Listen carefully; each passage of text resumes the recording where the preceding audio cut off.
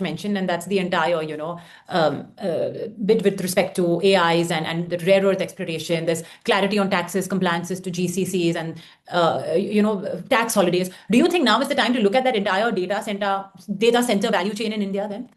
I would rather play at the second derivative and look at this from the perspective that what is it really going to mean? It's going to mean a huge amount of investment. And I feel that the first thing is the corporate realty sector is going to benefit. So depending on various times, because the actual rare earth and data center will take time to fill out, but the realty is the one which will get an immediate pick. So I'm a big contrarian on the realty part in terms of it's been the worst performing sector last year in the index. But I think the things are falling in place for realty from this whole set of infrastructure play. Is the realty sector which is going to benefit my view. And so it's better to first play that card and then see how the rest of it develops to take incremental exposure into a rare earth play or a data center play itself.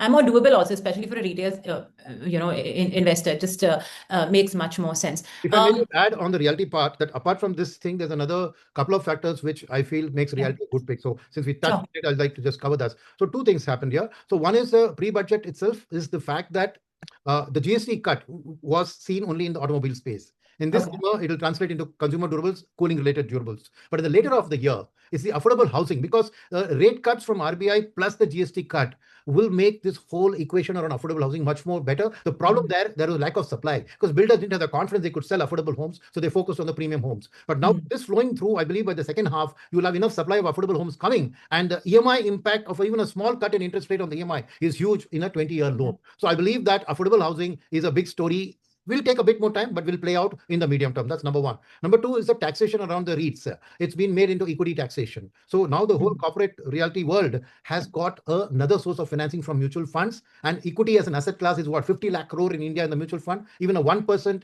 additional allocation to it will make financing much more cheaper compared to what they go and borrow out in the market. The third part is from the budget, is this PSU REITs, which they have now permitted for the PSU land banks to be floated as REITs. That means the liquidity in the REIT into the supply paper is going to go up. So there's going to be a very good financing option in the coming time. So I feel that realty has multiple things going for it in a medium-term perspective.